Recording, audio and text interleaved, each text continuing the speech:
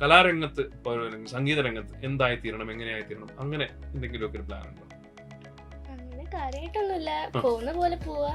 ഇനിയിപ്പോ നിക്കാണേലും നല്ല രീതിയിലും നിക്കണം. ഞാൻ കേട്ടു 4ാം ക്ലാസ് തൊട്ട് സംഗീതം പഠിക്കുന്നുണ്ടല്ലേ? കർണാട്ടിക് മ്യൂസിക് 4th പഠിച്ചിരുന്നു. പിന്നെ ഇടയിലൊന്ന് സ്റ്റോപ്പ് ചെയ്തിട്ട് പിന്നെ ഇപ്പൊ അടുത്ത് കുറച്ച് ദിവസമായിട്ട് ഹിന്ദുസ്ഥാനിക്ക് ചേർന്നിട്ടുണ്ട്. കർണാടക സംഗീതം പഠിച്ച എവിടെയാ? നിസാർ മാസ്റ്റർ അടുത്ത് മെലോഡിയില്. ഹിന്ദുസ്ഥാനി ഇപ്പൊ പഠിക്കുന്നത് അഭിലാഷ് മാസ്റ്റർ. കർണാടക സംഗീതം ഇടയ്ക്ക് നിർത്തി ഇപ്പൊ ഹിന്ദുസ്ഥാനി സംഗീതം അടുത്ത് പഠിക്കാൻ തുടങ്ങിയിട്ടുണ്ട്. തീർച്ചയായിട്ടും പഠിക്കുന്ന സംഭവങ്ങളൊക്കെ നല്ല കംപ്ലീറ്റ് ചെയ്തിട്ട് കൂടുതൽ നല്ല പാട്ടുകളൊക്കെ കിട്ടട്ടെ. മോഡലിങ്ങിന് എങ്ങനെ ഞാൻ കണ്ടിട്ടുണ്ട്, ഞാൻ ഇൻസ്റ്റയിലും FBയിലും ഒക്കെ പോസ്റ്റുകൾ, ഫോട്ടോകളൊക്കെ ചില ബ്രാൻഡുകളുടെ മോഡലായിട്ട് കാണുന്നത്. അതെങ്ങനെ, അത് കരിയറിന്റെ ഭാഗമായിട്ട് മുൻപോട്ട് കൊണ്ടുപോകാൻ ആഗ്രഹിക്കുന്നുണ്ടോ? അതോ മോഡലിംഗ് ഒന്നുമല്ല, അതൊരു കൊളാബ് പോലെ. അല്ല, മോഡലിംഗ് അല്ലെന്നത് നൈഷയ്ക്ക് തോന്നുന്നതാണ്. കാണുന്നവർക്ക് ശരിക്കും ഒരു പ്രൊഫഷണൽ മോഡലിന്റെ പിക്സ് പോലെയാണ് തോന്നാറുള്ളത് അല്ലേ? പ്രേക്ഷകർക്ക് അറിയാതെ എങ്ങനെ അതും കൂടെ കരിയറിന്റെ ഭാഗമായിട്ട് ഇങ്ങനെ മുമ്പോട്ട് കൊണ്ടുപോകാനുള്ള പ്ലാൻ? വളരെ മനോഹരമാണ്. FBയിലും ഇൻസ്റ്റയിലും ഒക്കെ. ഈ ശരിക്കും പറഞ്ഞാൽ നൈഷ ഫാത്തിമ ഇടുന്നതിനേക്കാൾ കൂടുതൽ ഫോട്ടോസ് ഇൻസ്റ്റയിലും FBയിലും ഒക്കെ പോസ്റ്റ് ചെയ്യുന്നത് നൈഷയുടെ കുറെ ഫാൻസ് ഗ്രൂപ്പാണ് അല്ലേ? നൈഷയുടെ കയ്യിൽ ഇല്ലാത്ത ഫോട്ടോ വരെ നൈഷയുടെ വീട്ടിൽ വന്ന് വാങ്ങിച്ചിട്ട് പോകുന്നതാണെന്ന് തോന്നുന്നത്. നൈഷയുടെ ഫാൻസ് ഗ്രൂപ്പുകളാണ് ഏറ്റവും കൂടുതൽ ഇടാറുള്ളത്. തീർച്ചയായിട്ടും എല്ലാവരും അങ്ങനെ അംഗീകരിക്കുകയും ഇഷ്ടപ്പെടുന്നതും ഒരുപാട് സന്തോഷമുള്ള കാര്യമല്ലേ അല്ലേ? തീർച്ചയായിട്ടും. പഠിച്ചത് ഈ UKG കഴിഞ്ഞിട്ട് പഠിച്ചത് ഒരു സ്കൂളിലാണോ അതോ എങ്ങനെ? പഠിത്തത്തിന്റെ കാര്യം ഒന്ന് പറയാം. LKG മുതൽ 8th വരെ മുബാറക്കിലായിരുന്നു, മുബാറക് ഇംഗ്ലീഷ് സ്കൂൾ. അത്രയും 8ാം ക്ലാസ് വരെ, LKG തൊട്ട് 8ാം ക്ലാസ് വരെ മുബാറക് സ്കൂളിലുള്ളവർക്ക് നൈഷന്റെ പാട്ട് കേൾക്കാൻ പറ്റി. അതായത് കുഞ്ഞ് ശബ്ദമായിരുന്നപ്പോൾ തൊട്ട് ഇങ്ങനെ മെച്യൂർഡായി വരുന്ന സമയം വരെയുള്ള പാട്ടുകൾ അവിടേക്കുള്ള സാറന്മാർ ക്ലാസ്സിൽ പഠിപ്പിക്കുകയൊക്കെ, സ്കൂളിൽ വിളിച്ചത് പഠിപ്പിക്കുകയൊക്കെ ചെയ്യല്ലേ? അടിപൊളി. എന്നിട്ട് 8ാം ക്ലാസ് വരെ ഇപ്പോൾ 9th HMIHSലേക്ക് മാറി, മഞ്ചേരി HMIHS. അത്യാവശ്യം എല്ലാവരും തിരിച്ചറിഞ്ഞ് തുടങ്ങി, പാട്ടുകളൊക്കെ എല്ലാവരും കേട്ടും കണ്ടും തുടങ്ങിയതിനു ശേഷമാണല്ലോ ഇപ്പം സ്കൂളിലെ പേരാ HMIHS മഞ്ചേരിയിൽ. പക്ഷെ നൈഷ എന്ന ഒരു കലാകാരി, നൈഷ എന്ന സെലിബ്രിറ്റി ആ സ്കൂളിന്റെ ഭാഗമാകുന്നു. തീർച്ചയായിട്ടും അവർക്കൊക്കെ അഭിമാനമായിരിക്കാം. അവരൊക്കെ എന്തെങ്കിലും പറയാറുണ്ടോ? ഓൺലൈൻ ക്ലാസ് ആയിരിക്കും അല്ലേ? ഓൺലൈൻ ക്ലാസ്സിൽ അവരെന്തെങ്കിലും പറയാറുണ്ടോ നൈഷയെ കാണാൻ? അങ്ങനെയൊക്കെയുള്ള ആഗ്രഹം ഉണ്ടാവില്ല അവർക്ക്? ടീച്ചേഴ്സ് എല്ലാം വിളിക്കുമ്പോൾ ഇങ്ങനെ സോങ് എല്ലാം കാണാറെന്ന് പറഞ്ഞ് അപ്രീഷിയേറ്റ് ഒക്കെ ചെയ്യാറുണ്ട്. പിന്നെ എന്റെ സ്കൂളിലത്തെ കുറെ ഫ്രണ്ട്സ് ഇപ്പൊ അങ്ങോട്ട് വന്നിട്ടുണ്ട്. അപ്പൊ ഇനിയിപ്പോ സ്കൂൾ തുറന്നിട്ട് അടിപൊളിയാ, കാത്തിരിക്കായിരിക്കും അല്ലേ? നല്ല രസമായിരിക്കും അങ്ങനെ ഒരു മൊമെന്റ്. തീർച്ചയായിട്ടും. പിന്നെ പഠിത്തം എങ്ങനെ ഉണ്ട്? പഠിത്തം എങ്ങനെയുണ്ട്? നന്നായിട്ട് പഠിക്കാറുണ്ട്? ക്ലാസ്സിൽ എങ്ങനെ ഏറ്റവും നല്ല പഠിക്കുന്ന കുട്ടിയാണോ അതോ ബാക്ക് ബെഞ്ചിലാണോ അതോ ശരാശരിയാണോ? ബാക്ക് ബെഞ്ചിലാണ്, എന്നാലും പഠിക്കും. ഈ ബാക്ക് ബെഞ്ചിൽ ഇരിക്കുന്ന ക്ലാസ്സിൽ നീളമുള്ള ആളായിട്ടാണോ? അതൊന്നുമില്ല. പിന്നെ അങ്ങനെയല്ല, എവിടെ ഇരിക്കും, പക്ഷെ കൂടുതൽ ഇഷ്ടം ബാക്ക് ബെഞ്ചിനോടാണ്. ലേശം ഉഴപ്പിയാണോ എന്ന് സംശയമില്ല. ഉമ്മാനെ ഉപ്പാനൊക്കെ ഒന്ന് വിവരം അവർക്ക് കാണിച്ചോണം. പിന്നെ എങ്ങനെയാ ഈ സ്കൂളിലൊക്കെ ഈ മത്സരങ്ങൾക്കൊക്കെ പങ്കെടുത്തിട്ടുണ്ടാവല്ലോ? കലോത്സവത്തിനൊക്കെ പോകാറുണ്ട്. അതൊന്ന് പറഞ്ഞോ. ഞാൻ 4th മുതൽ ഹിന്ദി റെസിറ്റേഷന് പോകാറുണ്ടായിരുന്നു. എവിടെ? ഹിന്ദി റെസിറ്റേഷന്. അല്ല, ഇത് എനിക്ക് മനസ്സിലായി, ഒരു പക്ഷേ ഇവിടെ പ്രേക്ഷകർക്ക് മനസ്സിലായില്ലെങ്കിൽ അല്ലേ? സ്റ്റേറ്റ് കലോത്സവം വരെ പോകാറുണ്ടായിരുന്നു. കഴിഞ്ഞ പ്രാവശ്യം അറബിക് റെസിറ്റേഷന് പോയിട്ട് സ്റ്റേറ്റിൽ ഫസ്റ്റ് എത്തിയിരുന്നു. സ്റ്റേജ് ഷോസ് പോകണ്ടോ? സ്റ്റേജ് ഷോസിന് എല്ലാവരും പോകാറില്ല.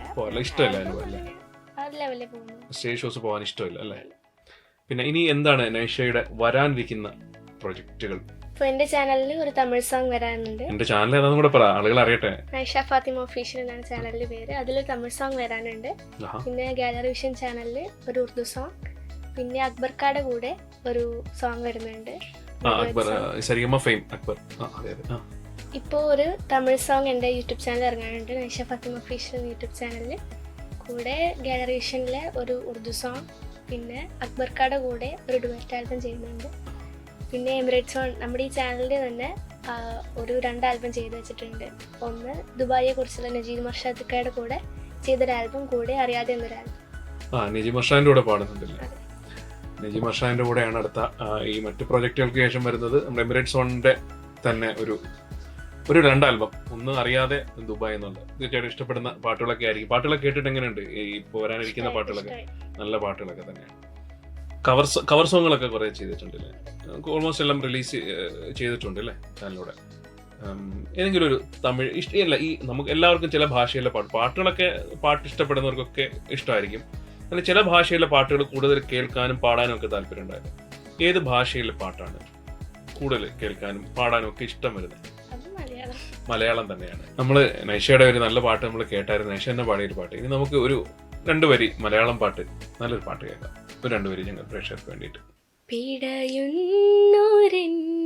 ജീവനിൽ കിനാവു തന്ന കൺമണി, നീല്ല എങ്കിലെന്നിലെ പ്രകാശമില്ലിനി, മിഴിനീര് പെയ്ത മാറിയിൽ കെടാതെ കാത്ത പുഞ്ചിരി, നീ എന്നൊരാ പ്രതീക്ഷയിൽ എരിഞ്ഞ പൊൻതിരി.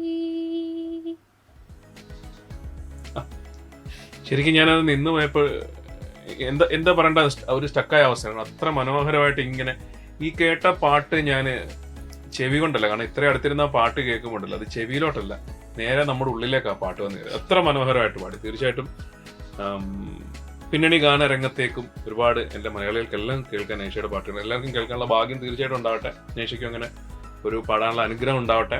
നൈഷയുടെ അറബിക് സോങ്ങുകൾ ഞാൻ കേട്ടിട്ടുണ്ട്. അറബിക് സോങ്ങുകൾ കുറച്ച് പാടാം അല്ലേ? കുറെ പാടാം, നന്നായിട്ട് പാടാറുണ്ട് അറബിക് സോങ്. അതിനെക്കുറിച്ചൊന്നും അത് ഞാൻ പാടിയിട്ടുള്ളത് ഗാലറിഷൻ ചാനലിലാണ്. മ്യൂസിക് കേട്ടുള്ളത് അൻവർക്ക, പിന്നെ അതിന് ഒരുപാട് ഞങ്ങൾക്ക് സപ്പോർട്ട് ചെയ്തിട്ടുണ്ട് ഷറഫ്ക, പ്രൊഡ്യൂസർ ആയിരുന്നു. അപ്പോൾ ഈ സോങ്സിന്റെ എല്ലാം വിഷ്വൽസ് എടുത്തിട്ടുള്ളത് ഫായിസ്ക്കാണ്. എല്ലാം അറബിക് സ്റ്റൈലിൽ തന്നെയാണ് എടുത്തിട്ടുള്ളത്. ഒത്തിരി ഇഷ്ടമാണ് എനിക്ക് എല്ലാം. കണ്ടിട്ട് കുറച്ച് വിഷ്വൽസ് കണ്ടിട്ടുണ്ട്, മനോഹരമായിരുന്നു. അസാധ്യമായിട്ട് അത് ചെയ്തിട്ടുണ്ട്. തീർച്ചയായിട്ടും അവിടെ എത്തി ഒരുപാട് പാട്ടുകളൊക്കെ പാടി എല്ലാവരും കേട്ടുകൊണ്ടിരിക്കുന്നത്. ഇപ്പം ദുബൈയിൽ വന്നിരിക്കുകയാണ്. ദുബൈയിൽ ഒരു പാട്ടിന്റെ റെക്കോർഡിങ്ങിന് വേണ്ടിയിട്ട് ദുബൈയിൽ വന്നിരിക്കുന്നത്. എന്തായാലും ദുബൈയിലേക്ക് ഒരു കോൾ വന്നപ്പോൾ ആദ്യം നടക്കുമെന്ന് വിചാരിച്ചല്ല, പിന്നീട് അത് നടന്നു നടക്കും. ഇപ്പൊ ഇവിടെ എത്തി, ഒരു സന്തോഷമുണ്ട്. ഇനിയും ഇവിടെ പ്രോഗ്രാമുകളൊക്കെ ദുബൈയിൽ, ദുബായ് എന്നല്ല, എല്ലാ ഗൾഫ് കൺട്രികളിലും, ഗൾഫും കടന്ന് എല്ലാ രാജ്യങ്ങളിലും, എല്ലാ മലയാളികൾ അധിവസിക്കുന്നിടത്തും അവിടെ ചെന്ന് പ്രോഗ്രാമുകൾ ചെയ്യാനൊക്കെയുള്ള ഒരു ഭാഗ്യം അതുണ്ടാവുക തന്നെ ചെയ്യും. ഇത്രയും നേരം ഒരു നല്ല അഭിമുഖം തന്നതിന് നൈഷയ്ക്ക് എമിറേറ്റ്സ് ഓൺ യൂട്യൂബ് ചാനലിന്റെ ഒരു വലിയ നന്ദിയുണ്ട്. അതോടൊപ്പം പുകഴ്ത്തലുകൾ പറഞ്ഞ വാക്കുകൾ പറയുക എന്നുള്ളത് കേൾക്കുന്ന നൈഷയ്ക്കും കേൾക്കുന്ന പ്രേക്ഷകർക്കും ഒരുപാട് വിരസത ഉണ്ടാക്കുന്നതാണ്. അതുകൊണ്ട് കൂടുതലൊന്നും പറയാനില്ല. മുൻപോട്ടുള്ള യാത്ര തീർച്ചയായിട്ടും വളരെ വിജയകരമാവട്ടെ. സർവശക്തന്റെ അനുഗ്രഹവും നൈഷയുടെ മേലുണ്ടാവട്ടെ. Thank you.